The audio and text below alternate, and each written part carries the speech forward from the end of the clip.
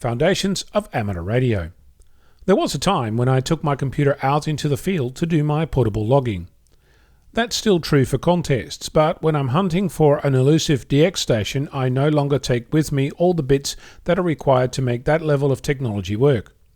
I've come to the realization that less is more, especially with portable operations in parks and on summits. This move to paper will actually simplify your life whilst you're enjoying the rare stations you can hear. So if you're using paper logs and you're wanting to make actual contacts, how do you do this without going insane? Normally, you'd find a station, log their call, put down the frequency, scratch it out when the contact failed, rinse and repeat. The end result is a page full of scratched out call signs with no structure and little chance to accurately log these into your normal station log. The best way to overcome this is to take a leaf from N1MM, a brilliant piece of logging software that deserves a whole separate segment, and when I'm sufficiently proficient with it, I'll do just that. In the meantime, one of the things you can do with N1MM is mark a station. This mark consists of a call sign and a frequency. Technically, it also consists of a mode and a timestamp, but let's not get too carried away.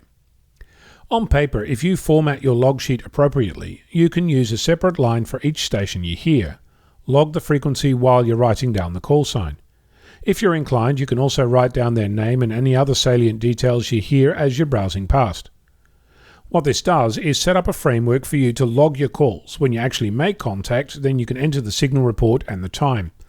That way, you can instantly see which of the lines contain actual contacts and which of them contain stations heard.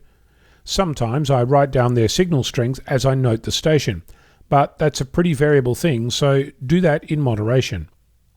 When you've actually completed the contact, make a mark, either an exclamation point or two, or an asterisk or something that you recognize. That way, when you're sitting in front of your station log, you can quickly log those specially marked contacts and add them to your DXCC tally. This same technique works well during search and pounce operation during a contest, though I personally am unlikely to use paper for contest logging. N1MM is pretty helpful in keeping track for you. As a bonus, N1MM allows a station to expire, so your screen isn't filled with stations that are no longer there.